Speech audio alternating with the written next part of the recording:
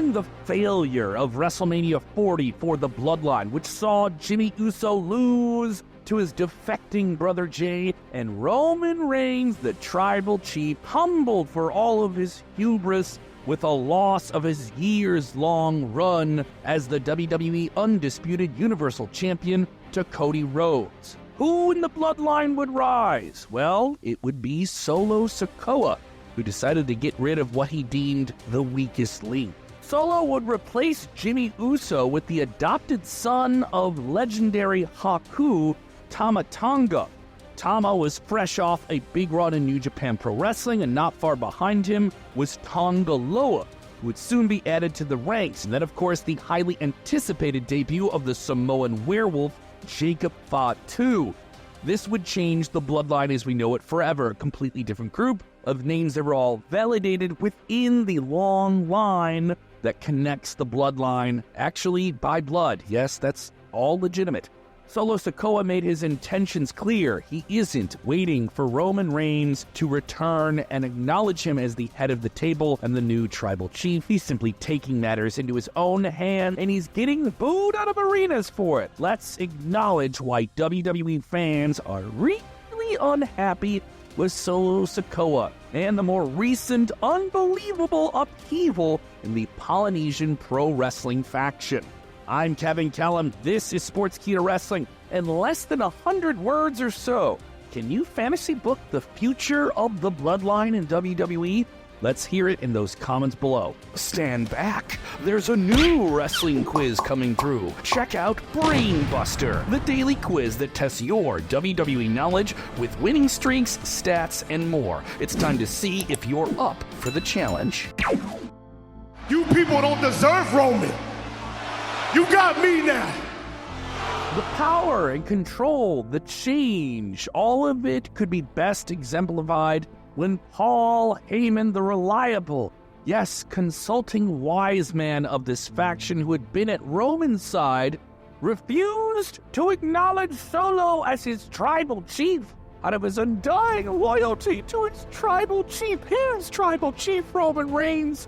At Madison Square Garden, the world's most famous arena, the consequence for this refusal to fall in line? The wise man was taken out physically by the Bloodline. Yes, WWE Hall of Famer Paul Heyman got an extreme beatdown of his own, being plowed through a table despite the crowd at MSG getting behind him, saying he would not acknowledge it. It doesn't matter, he got powerbombed through a table. Sorry, Paul. The story seems to be taking off, but WWE fans are still quite unhappy with Solo Sikoa.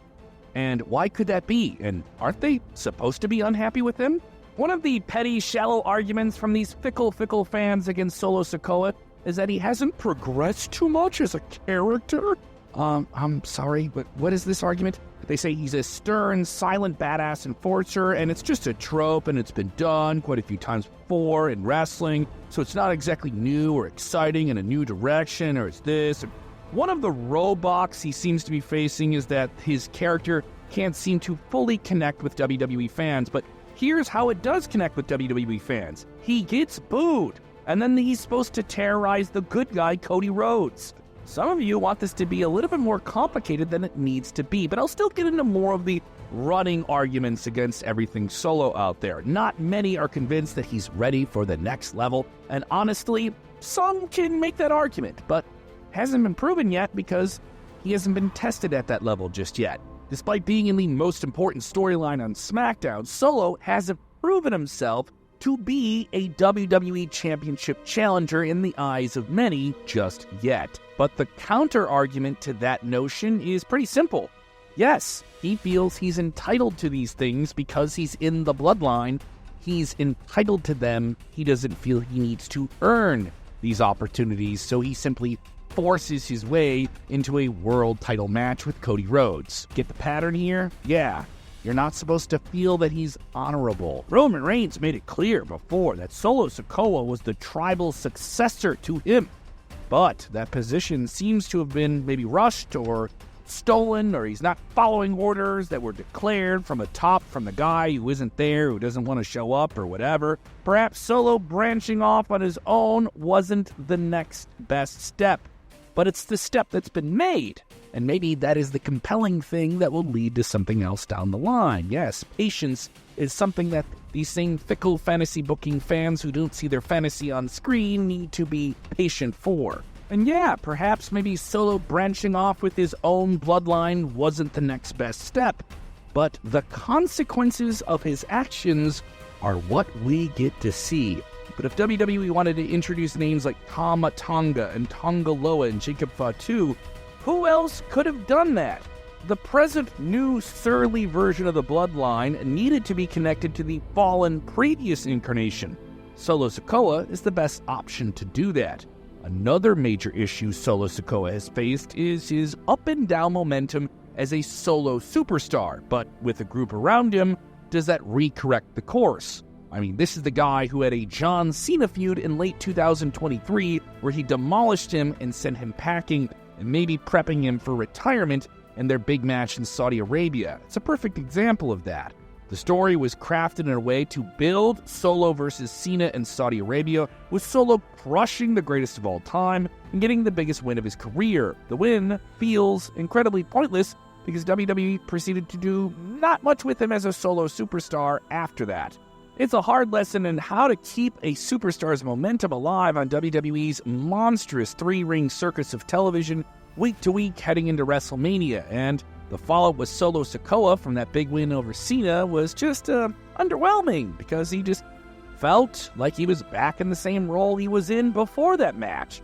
Solo has unfortunately gotten the tag by some of being called bland, but those are the same fans that are booing him. And remember, you're supposed to boo him. You're not supposed to like him. When did bad guys have to be more likable than the good guys?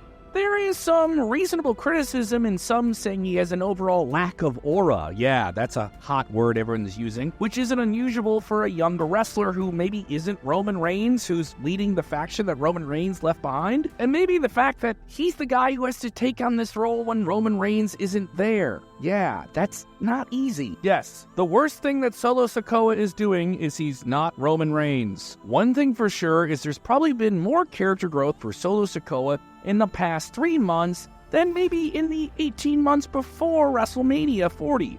It took Roman Reigns getting kicked out of the big picture of WWE for Solo to finally get the spotlight.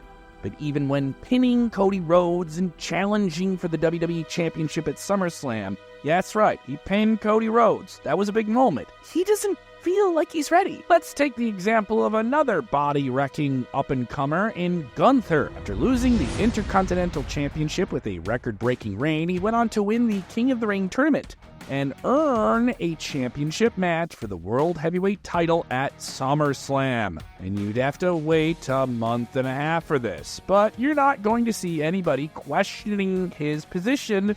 He has felt like he's been ready for that for a while now. If you're thinking that's not a fair comparison since there's a huge difference in experience between Gunther and Solo, we'd say fair enough. But we need to address the elephant in the room. The elephant in the room is a 6'2", 280-pound Samoan werewolf by the name of Jacob Fatu. We did a big video about him. Go check it out. It's on our channel.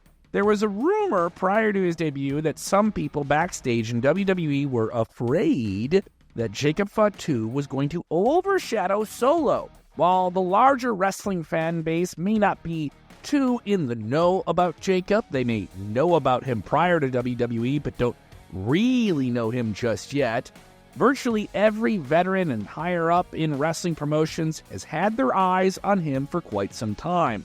So assuming that that rumor is true, it's not a surprise why some people were worried about Jacob possibly being much more of a Samoan badass than Solo Sikoa in the eyes of the common wrestling fan. The potential for Jacob Fatu was clear before he even signed the dotted line for WWE.